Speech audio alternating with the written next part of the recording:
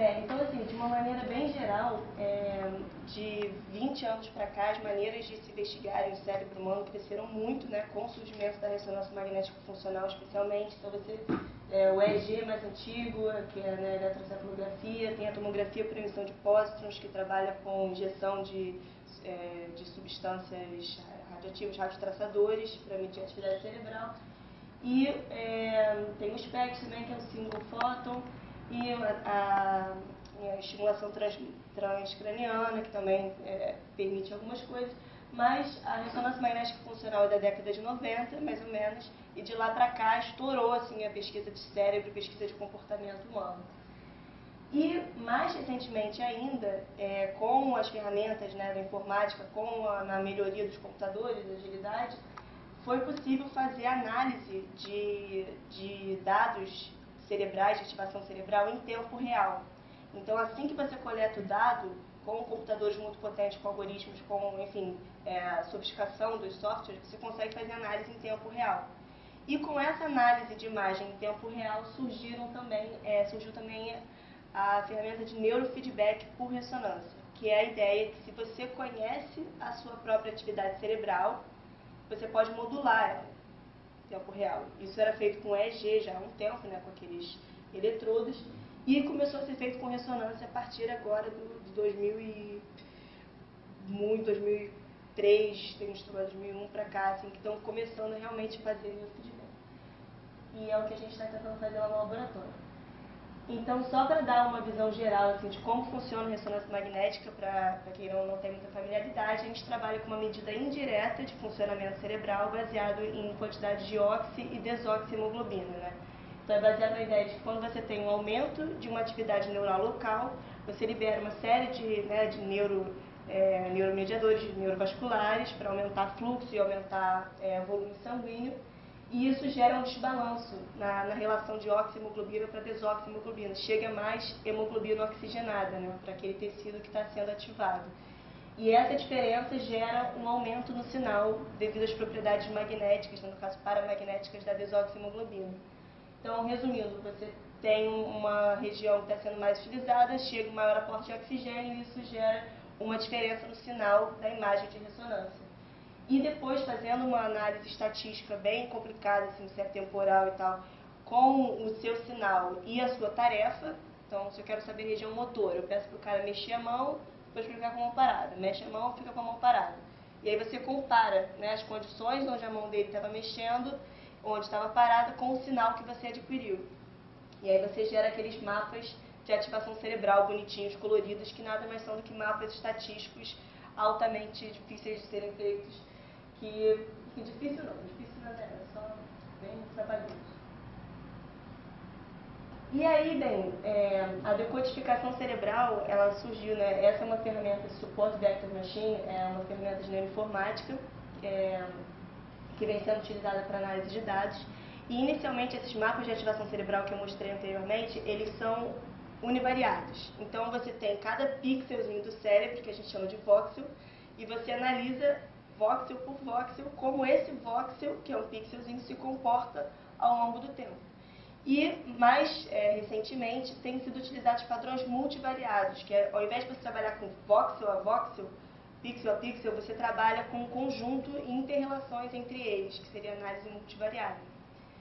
E aí, essa ferramenta de classificação, ela, na verdade, a ideia dela é simples. Óbvio que o algoritmo não tanto, mas a ideia dela é você tem um conjunto de dados, no caso as bolinhas brancas e as bolinhas escuras, e você tem esses dados misturados, e a ideia do SBM, né, do Support Vector Machine, é traçar um hiperplano entre os pontos dos grupos diferentes que são mais próximos entre si. Então, seriam os pontos de cada um dos grupos que mais se aproximam do outro grupo. Você separa esses grupos traçando um hiperplano entre eles. E aí você classifica, você tem uma classificação binária de dados entre um grupo e outro grupo. E isso é o que a gente tem feito com os dados cerebrais para classificar duas condições emocionais ou duas condições distintas. Então, essas bolinhas seriam dados de atividade cerebral. E a decodificação tem sido usada para várias coisas. Lá em cima é um trabalho, eu não vou ter referência, lá em cima é um trabalho do Marcel Justin, da Universidade da Pensilvânia, que ele mostra fotos para as pessoas e ele identifica, ele decodifica qual imagem a pessoa está pensando depois, né? Ele treina, o algoritmo ele treina, fala, ó, esse padrão de ativação corresponde a essa imagem, por assim vai. E depois ele consegue identificar o que a pessoa está pensando somente baseado nos dados de ativação cerebral, excluindo o córtex visual.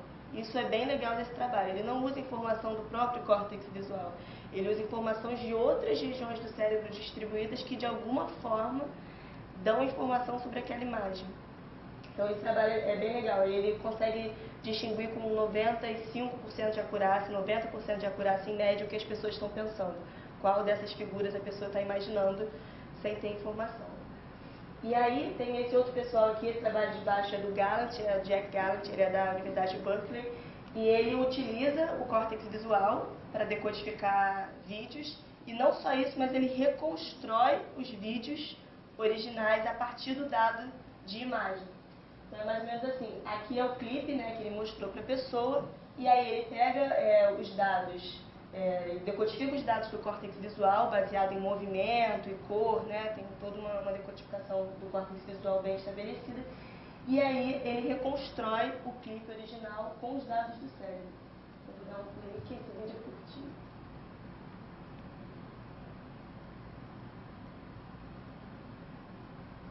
Então esse é o vídeo, e ali eu reconstruí.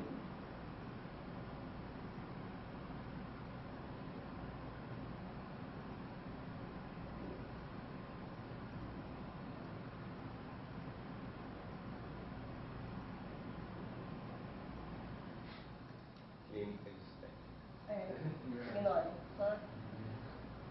E assim, não é perfeito, mas você consegue ver, né, que...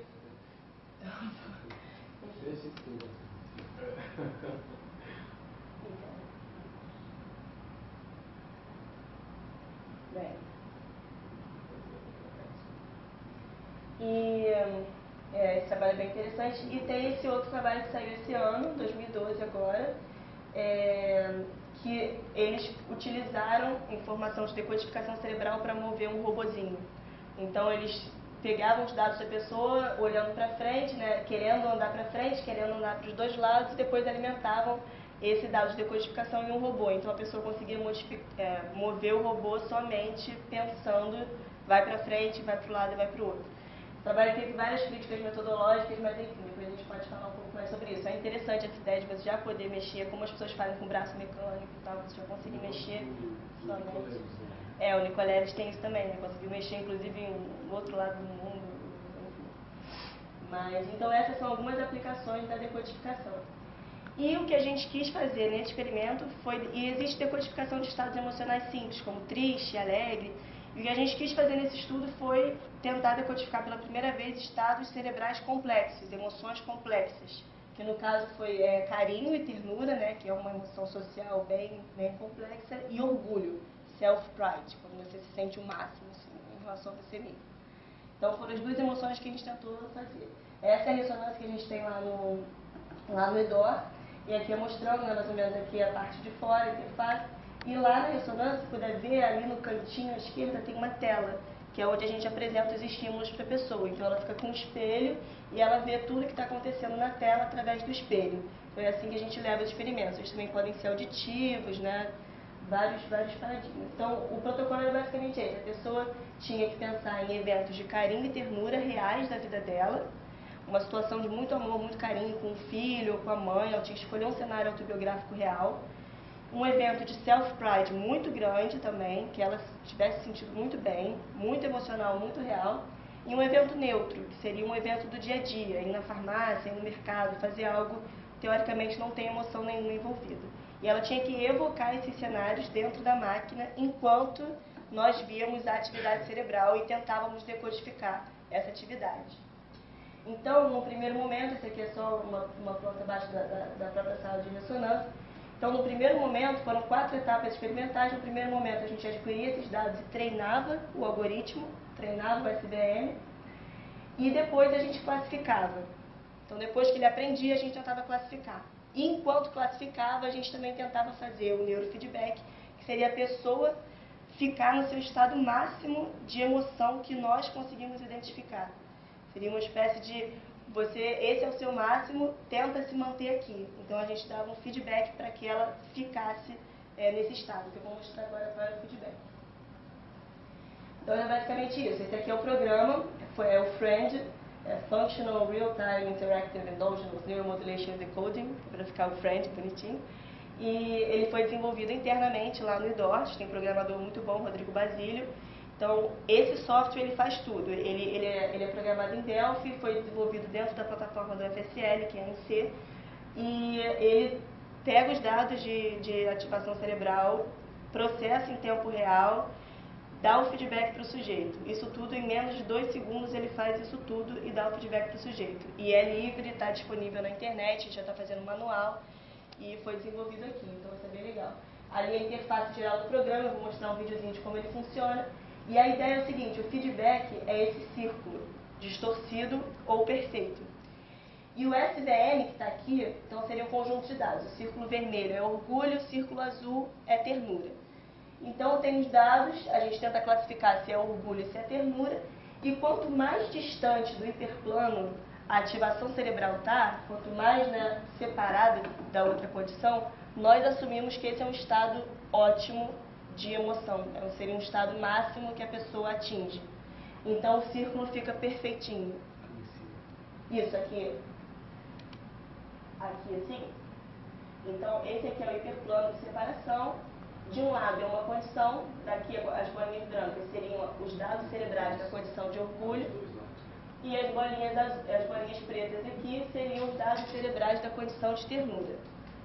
E aí, como a ideia é fazer com que a pessoa chegue no estado ótimo de orgulho, num estado intenso de orgulho, nós assumimos que quanto essa bolinha aqui, branca, significa um estado mais intenso do que essa daqui que está quase do que uma bolinha que está mais para perto do hiperplano.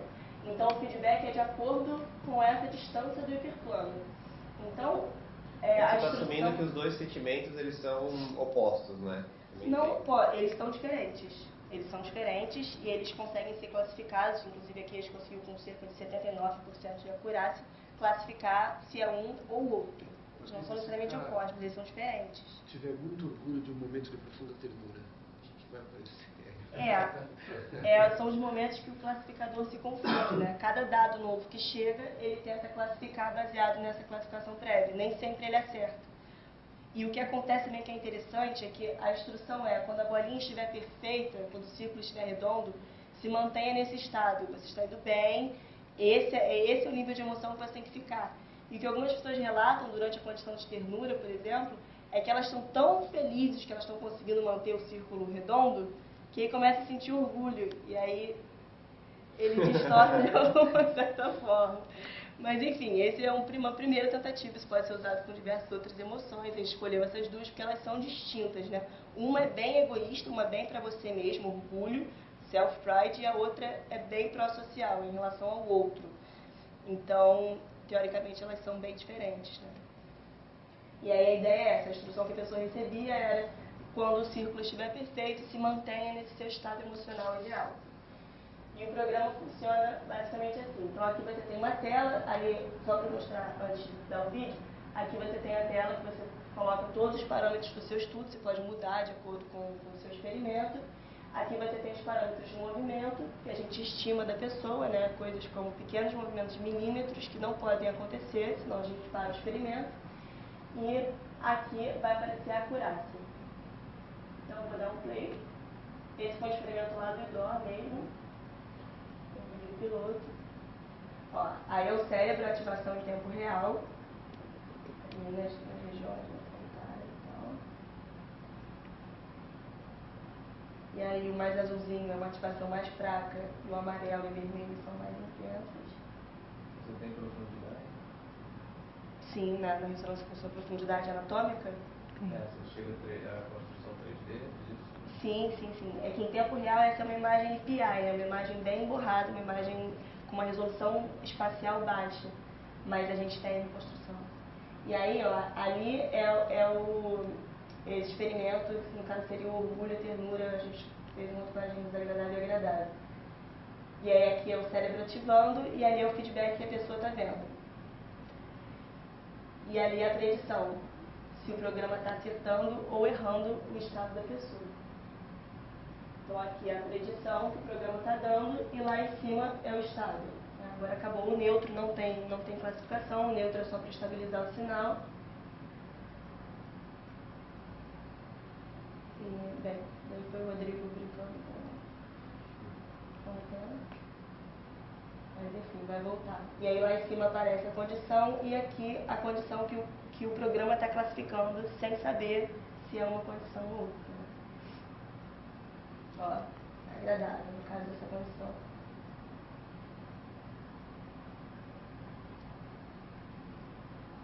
E aí ele vai classificando. No caso, nesse experimento, a gente teve uma acurácia muito, muito alta, porque a pessoa que estava lá dentro era bem treinada, assim, em termos emocionais, do experimento também.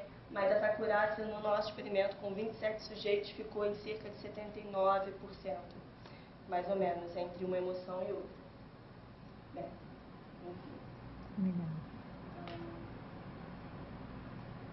E esses são os resultados, assim, só para trazer. O pessoal, desse lado é o pessoal que recebeu o feedback e o outro lado foi o pessoal que recebeu um feedback falso, né? Eles sabiam, eles viam círculos, mas não significava nada para eles.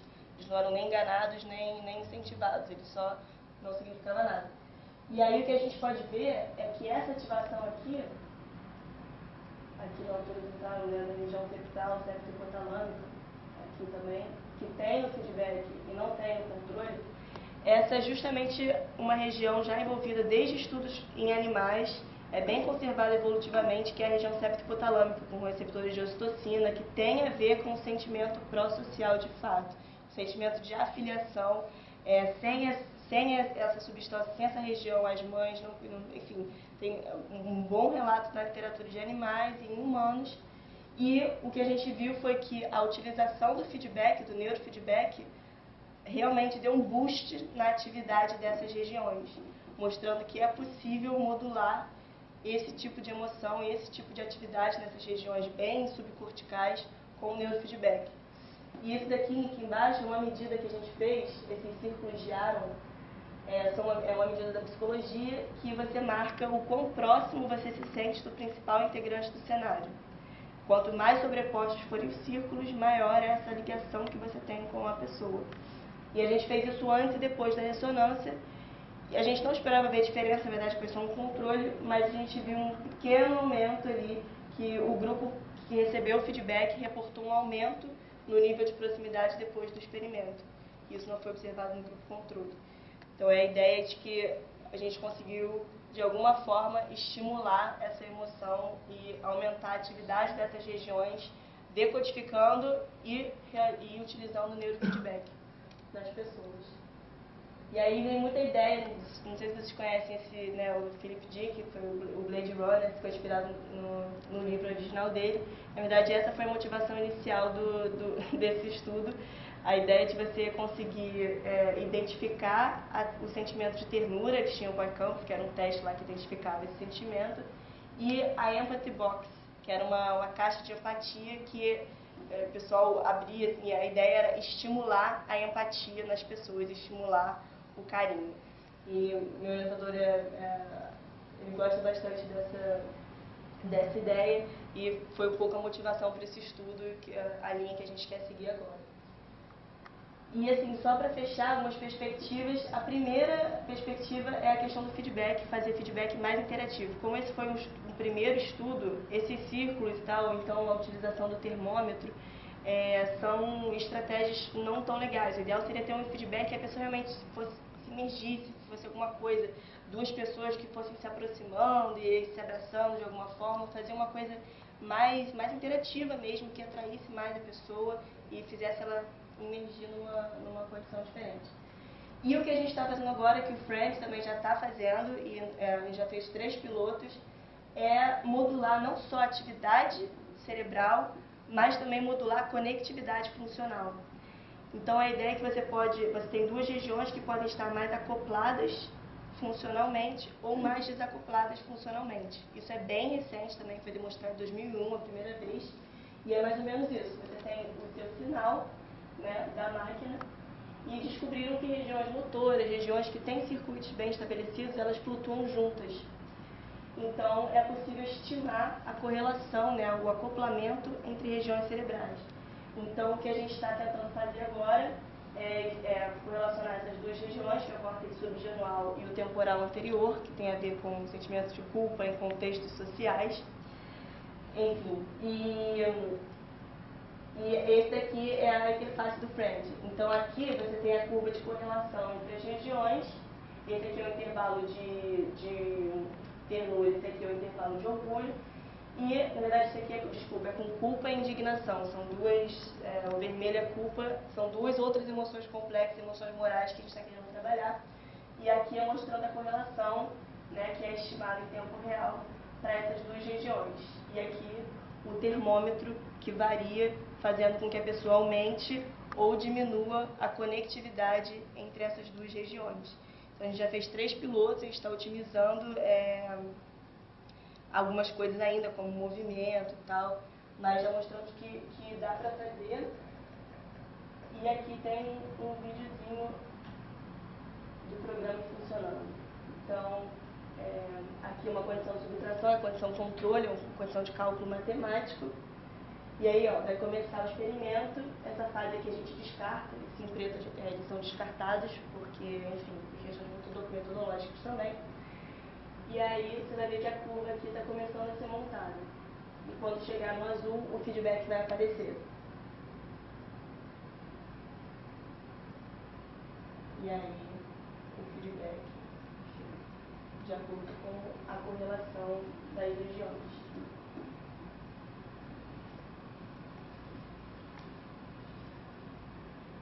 Bem,